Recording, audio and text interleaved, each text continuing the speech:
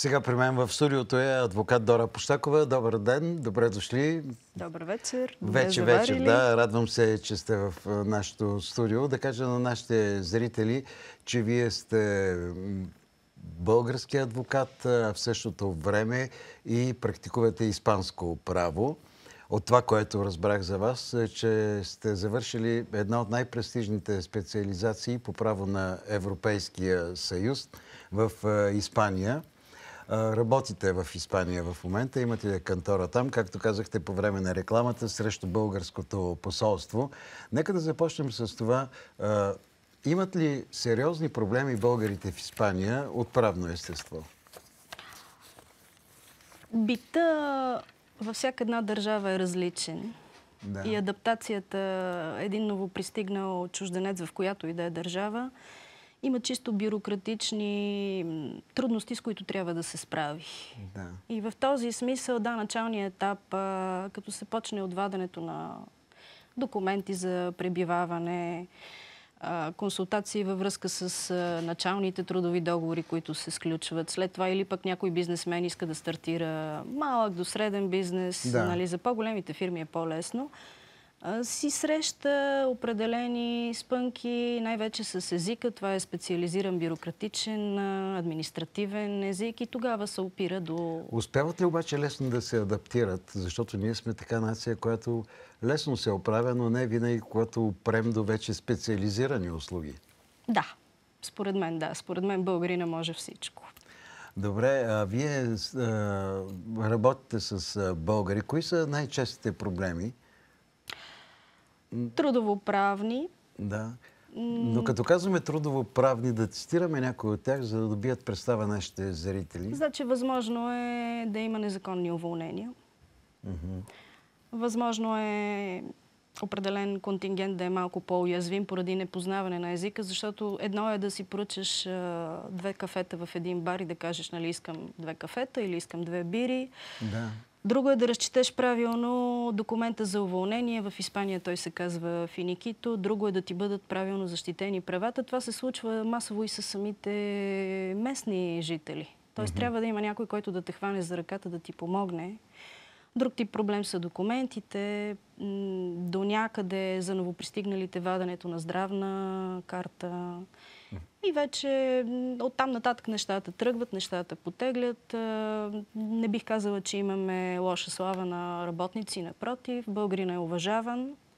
От 20 години има хора, които живеят, които... Всички ние сме ходещи визитни картички на държавата си. А създават ли се често проблеми при регистрацията? Защото това е така... Някой път идват хора, които уж на екскурзия, а изведнъж решават да останат. Това създава ли сериозни проблеми в Испания? Зависи, всеки случай е индивидуален. По принцип, ако даден кандидат отговаря на условията, нали, то си има законодателна рамка, не би следвало да има проблеми. Чак толкова сериозни проблеми. Ние сме граждани на Европейския съюз. Българина в Испания и в чужбина има ли тежки юридически проблеми? В повечето случаи не. Естествено, има моменти, да речем, смърт в чужбина. Да, даже аз щях да ви питам и за брак, и за смърт, и за тези брак неща. в чужбина не толкова, но смърт в чужбина би могло да създаде не проблем, а по-скоро трудни са стъпките. Репатриране на тялото. След това този човек да се види къде е работил. Има ли неизплатени заплати? Да. Има ли останали банкови сметки, тъй като банките са задължени, испанските банки, да следват един списък от документи, които трябва да бъдат представени. Тези документи, не винаги изходящи от България, са правилно разчетени, ако няма някой, който да помогне и на испанския служител да ги разчете правилно. Нали? Изискват се документи с апостил, с превод на испански. По-бавно е всичко. Това е една голяма държава. Да. В България ние много самокритични сме, но прекрасното на България е, че нещата стават много бързо. Добре, има един друг проблем, който е доста сериозен. Случва се така, че човек извършва някакво дребно нарушение и попада в ареста.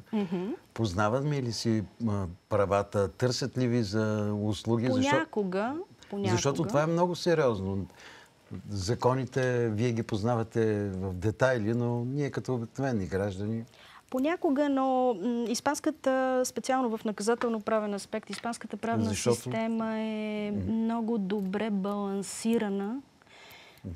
Много те наричат тази система гарантиста. Тоест има страшно много гаранции за правата на хората. Да. И не казвам, че един човек не може да изпадне, но веднага се назначава служебен адвокат, веднага всички права се гарантират. Не казвам, че може и да няма проблеми. Тези проблеми ще бъдат най-вече свързани с понякога неразбирането на езика, понякога трудност в намирането на преводачи, но има и доста преводачи, които работят. Споменахте и системата, но чести ли са социалните и финансови нарушения от страна на българите? Не. Единственото, което може би трябва да се внимава е шофирането и консумацията на алкохол. Сериозни ли са наказанията? Да кажем на нашите зрители, ако си позволят, защото тези дни имахме случая с един евродепутат, който беше заловен с доста така сериозно съдържание алкохол в кръвта. До такава степен са стриктни нещата, че давам един пример. В момента е Коледа, нали, навсякъде по цяла Европа вече започва подготовка. В Испания също подготовка за коледните празници. Никой испанец не си и помисля, дори да изпил една чаша алкохол, да седне зад личния си автомобил, вземат се таксита. Това е един хубав пример, който можем да почерпим. А когато дойдат при вас българи, спестяват ли ви част от информацията? Всеки клиент може да спести понякога поради неволно непознаване на характера на нашата работа информация. Възможно е.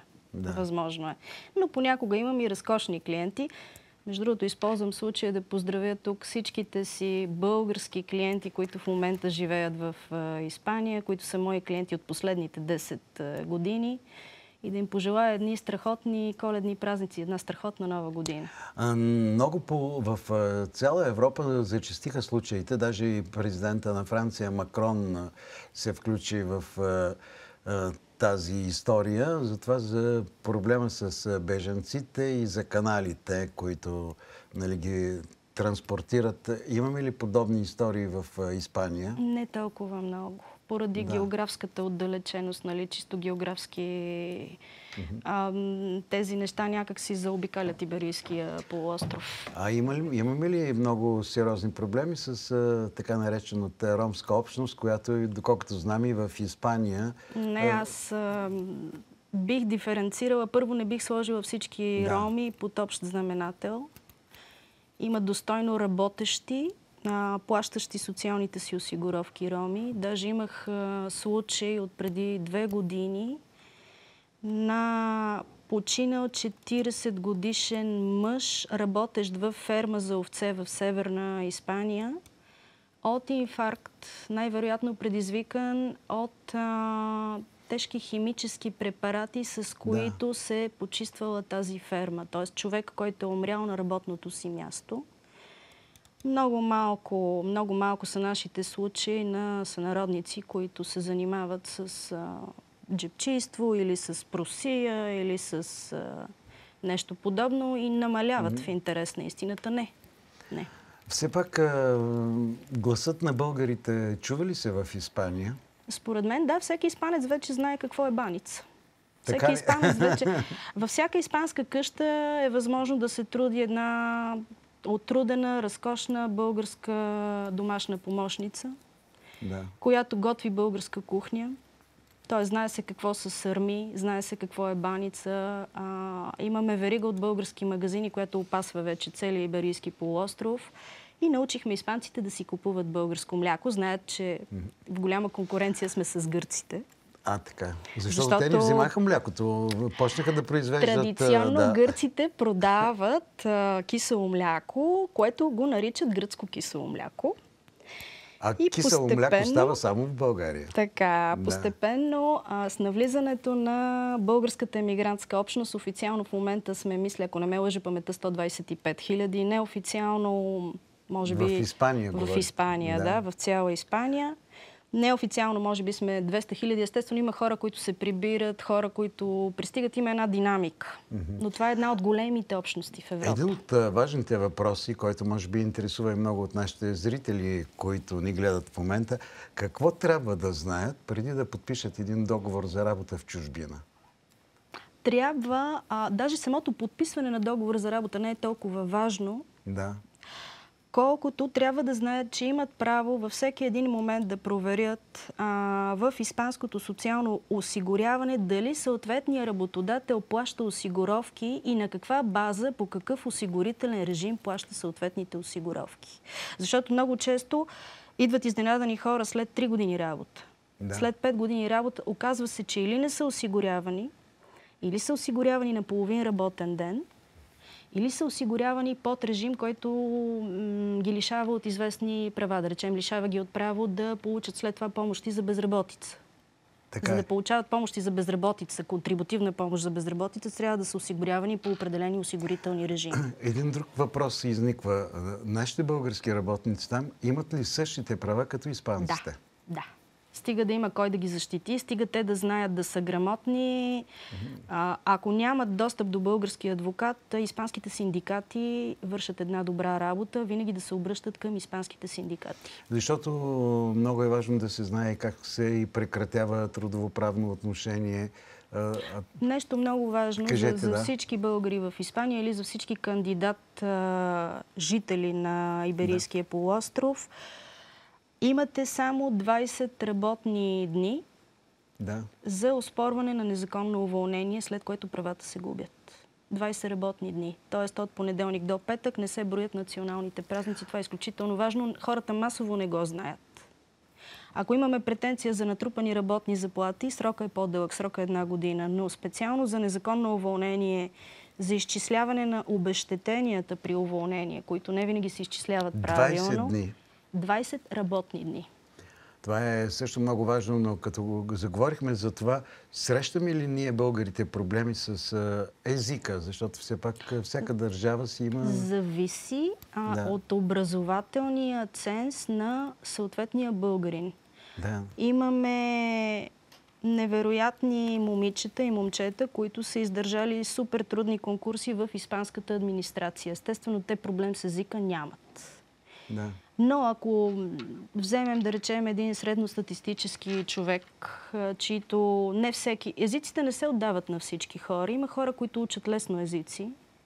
Има хора, на които езика им е... Трудно им се отдава. Да речем, те са добри математици, те са добри в точните науки, но не им се отдават езиците. Да, тогава може да се срещнат трудности и е хубаво да се потърси поне преводач.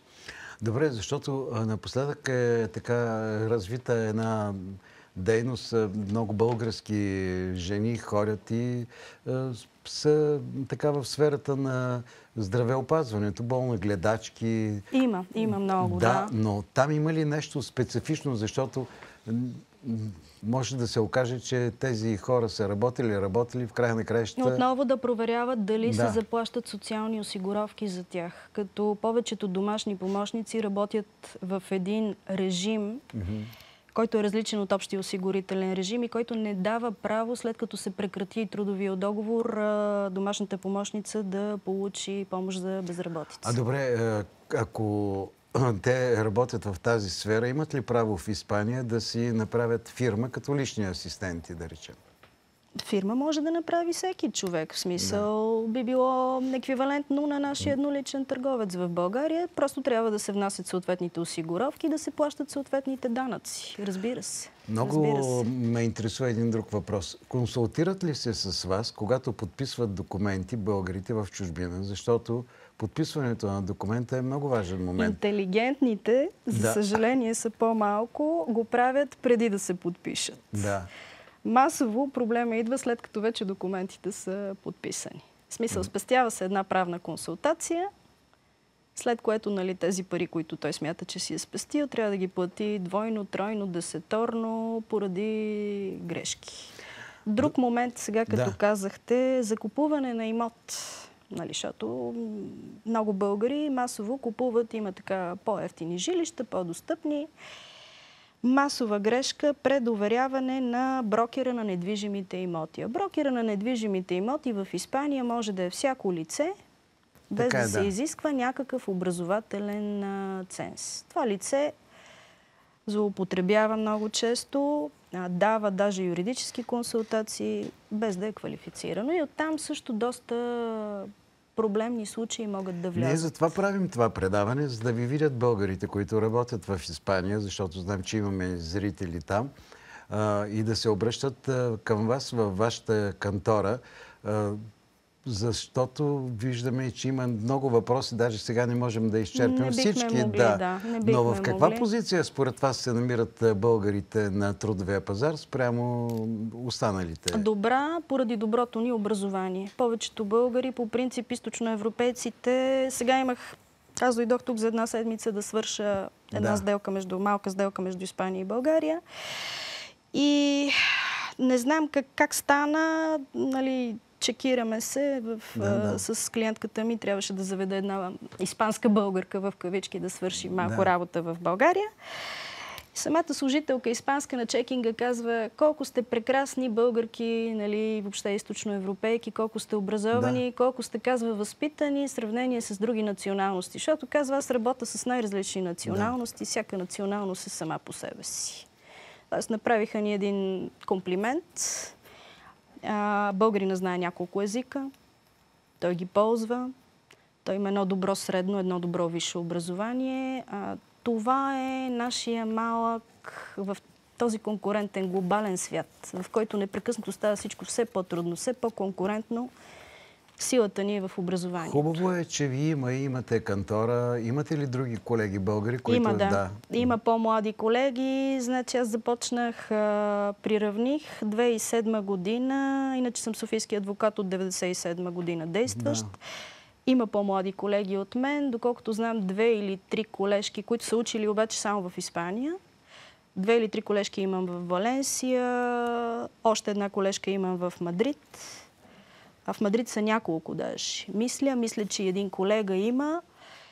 По-нататък, живот и здраве, може би ще трябва да се обединим, да направим една асоциация на българските адвокати. Направете го, защото ето, например, сега нямаме това от работа време да се усмихнем. Ще се наложи, госпожо Пущакова, защото ето сега Борис Джонсън спечели изборите в Великобритания.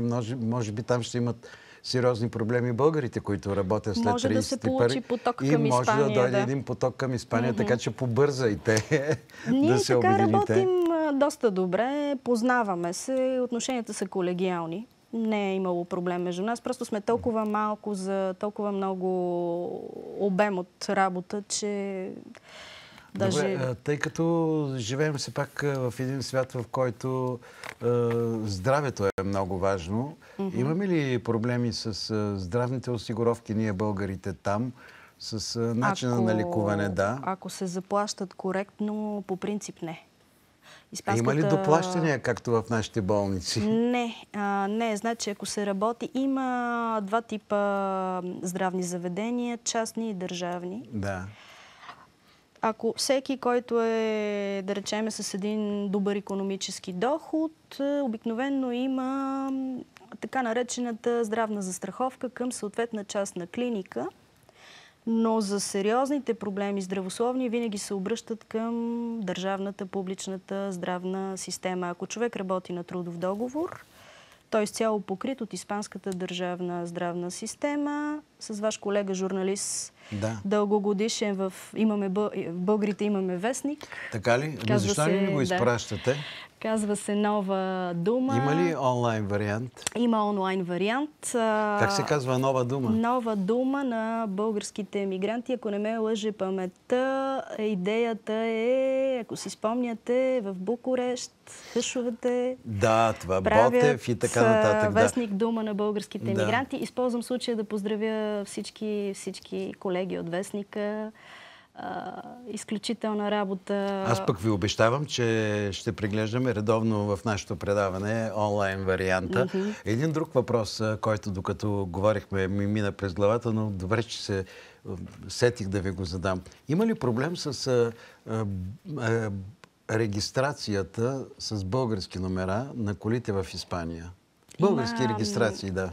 Ако колата минава транзит и собственика на колата не притежава испанска резиденция за постоянно пребиваване в Испания, не би следвало да има проблем. Да. А кога могат да възникнат проблемите? Проблем може да възникне, ако имаме испанска резиденция, т.е. така нареченото всеки чужденец там получава едно разрешение за постоянно пребиваване. Ако минат 30 дни и не е сменен съответния регистрационен номер, е възможно да възникнат проблеми. И е много спорно, между другото, там законодателството е въпрос на тълкуване. Испанския КАТ се казва трафико. Да. Според тълкуването на трафико, след като вие имате удостоверение и сте повече от 30 дни в Испания, би следвало вече да не си ползвате българския номер, а да го смените. Има ли проблеми с семейно-правните отношения в Испания? Семейства, испанец, българка, българка, испанец, да. Има много смесени бракове. Да, това имам. Аз съм един смесен брак също. Детенцето ходи и на българско училище. А тук да отворя темата, благодаря на всички неделни български училища. Ако не ме лъжи паметта, са около 50 в момента. Вършат в Испания, покриват цяла Испания, вършат една невероятна работа, почти без пари. В смисъл има субсидия, има една програма. Помага ли им държавата? Да, има една програма Родна реч. Някакви пари се дават. Не съм толкова навътре в нещата. Не знам точно колко пари разпределя Министерството на образованието българското за тези училища, но знам, че родителите доплащат и знам, че възнагражденията на тези преподаватели са скромни. Безкрайна благодарност на всички учители на моето дете и на всички останали българчета в Испания. И все пак, госпожо Пущакова, живеем в материални времена. Скъпи ли са адвокатските услуги в Испания? За нас, българите, които сме там, примерно. Могат да си ги позволят. Могат да си ги позволят. Не, това не е Лондон. Да. Аз се старая, по принцип 90% от моята клиентела е българска. Това са българските фирми, които стъпват на испанския пазар от една страна и това е българският емигрант, който се бори с всички препъни камъни на самата система. А имат ли проблеми българите, жени и мъже, при един евентуален бракоразводен процес? Не, доста демократична система е, както ви казах, с удоволствие да се практикува в Испания право. Не мога да кажа, че... В смисъл това, че някой е българин, в никакъв случай ние се водим граждани на Европейския съюз и съответно отношението е като към граждани на Европейския съюз. Ами аз ви пожелавам вашата кантора да се разраства, защото благодаря ви. Потоците към Испания са доста сериозни. Много хора работят там. Вие казахте... Поне 120 хиляди, 125 хиляди официално регистрирани. Това е от тяхна статистика. Като цифрите варират, но това е една от най-големите български общности извън България, в Европа. Да ви пожелая успех. При следващо идване в България отново ще ви поканя, за да поговорим и по други проблеми. Успех да на поздравите вашето семейство. В кой клас е вашето дете? 9-ти клас. О! 9-ти клас. Аз му пожелавам да се учи. А не му ли пожелавате някой ден да се върне в България, да употреби своите знания? Ами планираме част от образованието след гимназия да бъде и в България. Това е идеята ни. Благодаря. Тук едно последно вметване. Молба към българските власти. Много български семейства искат да имаме възможност децата, които учат в български неделни училища, да провеждат българските матури в нашето посолство в Мадрид и въобще в това идея на българските училища неделни. Тъй като ако децата минат през български матури, ще имат право да следват в български университети и да не бъдат третирани като чужденци. И да плащат такси, бидейки български деца, подготвени по нашата система. Много ви благодаря. Благодаря ви за гостуването. Адвокат Дора Пущакова, която работи в Мадрид. Нейната кантора, ако ни гледате в Испания, е срещу българското посолство в Мадрид. Благодаря ви, госпожо Пущакова. Сега е време за реклама. След това са новините и се връщаме отново в нашето студио.